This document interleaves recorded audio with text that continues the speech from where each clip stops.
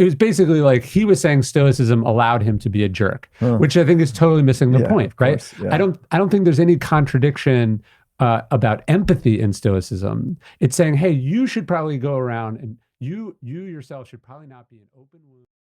Seperti yang kita tahu, filosofi stoikisme ini makin berkembang seiring perkembangan zaman. Banyak orang yang makin mengenal ilmu filsafat ini. Itu bagus, tapi tidak sedikit orang yang salah kaprah tentang pemikiran stoikisme ini. Banyak orang yang menganggap stoikisme ini itu mirip apatisme. Ilmu bodo amat akan semua hal eksternal. Dikatain orang bodo amat, injek-injek orang bodo amat. Apakah benar? Bakalan gue bahas di part kedua ini.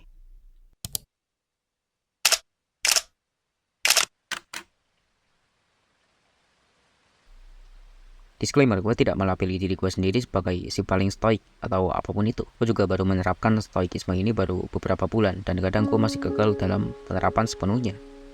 Niat gue di sini hanya sharing apapun yang gue ketahui. Kalau ada yang salah, lu bisa kritik gue di kolom komentar.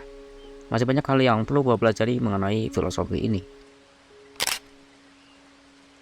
Jadi, dalam stoikisme itu kita bukannya diajarkan untuk bersikap acuh akan hal-hal eksternal, tapi pengambilan keputusan diri kita sendiri untuk menanggapi hal itu. Bedain ya apatisme dengan stoikisme. Banyak juga orang yang salah paham mengenai stoikisme ini. Ada yang bilang seorang stoik harus tenang, tidak boleh berekspresi. Padahal kan enggak juga. Apakah lu akan tetap tenang kalau ada orang lain yang menghina orang tua lu atau orang-orang yang lu sayang? Kan enggak. Pasti lu akan marah dan membela orang-orang tersayang lu. Pasti ada beberapa situasi di hidup kita yang mengharuskan kita bersikap irasional dan berani melawan pendapat orang lain. Selama menurut lu apa yang lu lakuin bener ya lakuin aja. Tapi kalau lu yang salah dan orang lain yang bener ya terima aja gitu, jangan malah batu. Manusia itu makhluk yang emosional, kita sepakat. Emosional artinya mempunyai emosi, mempunyai perasaan. Bisa marah, bisa sedih, bisa senang, bisa galau. Emosi itu otomatis datangnya, nggak bisa kita kontrol. Misal, ada yang menghina fisik kita, pasti kita akan langsung merasa sedih. Itu otomatis keluar kan, dan nggak bisa kita kontrol. Terus yang bisa kita kontrol apa? Ya tindakan kita untuk menghadapi situasi itu gitu. Itulah stoikisme. Contoh, tadi ada yang menghina fisik kita. Lu jelek banget sih, udah hitam, kecil lagi. Misal lu dikatain kayak gitu. Di sini otomatis kita akan langsung merasa sedih dan sakit hati. Nah, tindakan yang bisa kita lakukan untuk menangani hal itu ya pertama sabar dulu. Terus coba berpikir kepada diri lu sendiri.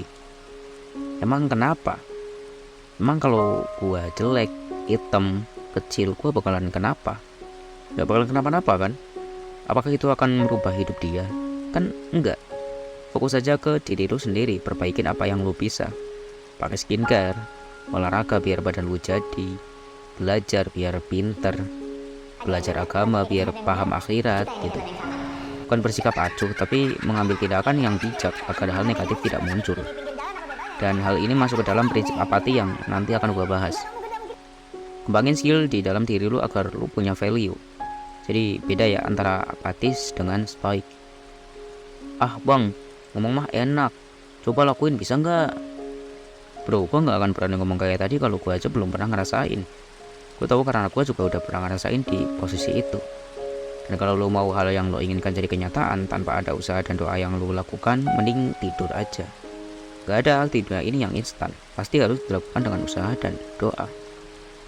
Gini, misal badan lo kurus pendek, masa lo cuma bermimpi bangun-bangun badan lo tinggi dan berotot? Kan kagak anjing. Ya olahraga, bulking, jaga pola makan, jaga pola tidur. Emang susah dan berat pastinya. Tapi kalau hal yang lu mau itu udah tercapai, pasti lu akan merasa puas, lega dan bangga kepada diri lu sendiri. Yang lu tadinya kurus, pendek, sekarang jadi berotot dan tinggi. Lu akan merasa bahwa perjuangan lu terbayarkan. Jadi jangan jadikan kata-kata negatif dari orang lain sebagai penghambat. Jangan malah pas lu dikatain lu jadi males ngapa-ngapain, jadi nggak ngapa-ngapain. Justru ubah mindset lu, ubah kata-kata negatif itu sebagai bahan bakar lu untuk berkembang. Gue tahu ini kata-kata yang basi banget diucapin motivator, tapi coba deh lakuin hal ini dulu. Gue jamin hidup lu jadi tenang dan berkembang. Gue juga udah terapin mindset ini 2 tahun belakang dan perubahan yang gue rasakan benar-benar signifikan. Gue jadi gak peduli omongan orang lain, jadi lebih semangat dalam memperbaiki kesalahan gue. nggak terlalu larut dalam kesedihan maupun kesenangan. Nggak perlu deh hal-hal yang berat langsung ngubah semuanya. Lu mulai dari hal kecil dulu. Misal, jadi nggak nunda-nunda tugas lu, jadi nggak nunda-nunda kewajiban lu. Dan nggak peduli dengan omongan orang lain ini bukan berarti lu cuek ya, tapi coba lu ambil kata-katanya dan lu cermati. Apakah yang dia bilang benar apa enggak? Kalau benar, berarti lu harus perbaiki kesalahan lu kan. Kalau salah ya udah biarin aja, nggak ada ruginya di lu gitu.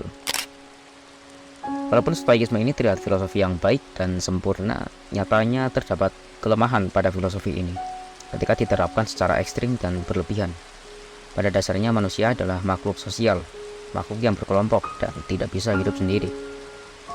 Dan kalau ada orang yang menerapkan filosofi stoikisme ini secara ekstrim, maka orang itu akan cenderung pasrah dan diam ketika dihadapkan dengan masalah kelompok. Karena pada dasarnya stoikisme ini filosofi yang individualisme. Kritik lainnya juga menyebutkan bahwa filsafat stoik ini jika diterapkan secara ekstrim maka dapat membatasi kemampuan individu untuk mengubah keadaan dan mencapai kebahagiaan. Jika individu merasa bahwa beberapa hal tidak dapat dikendalikan atau dipengaruhi, mereka mungkin tidak berusaha keras untuk mencapai tujuan mereka. Dan stoikisme ini tidak cocok untuk semua orang dan segala kondisi. Nggak melulu semuanya kondisi dihadapi dengan stoikisme. Ada sebagian orang yang tidak cocok dengan cara pandang stoik dan itu pilihan masing-masing orang.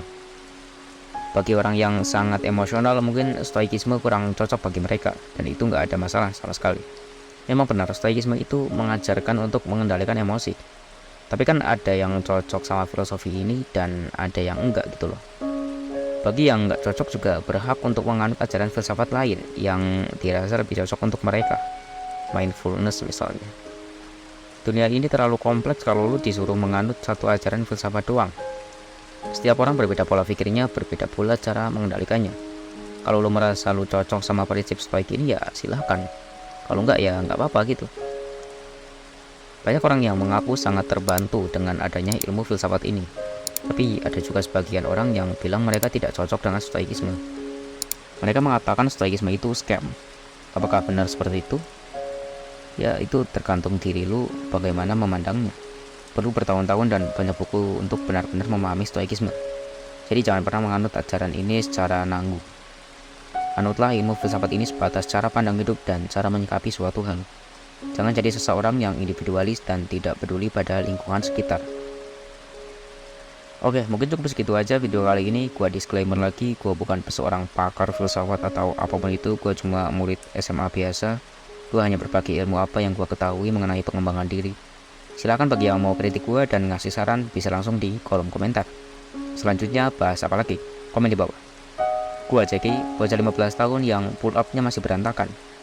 Terima kasih buat yang udah nonton sampai habis. Bye-bye.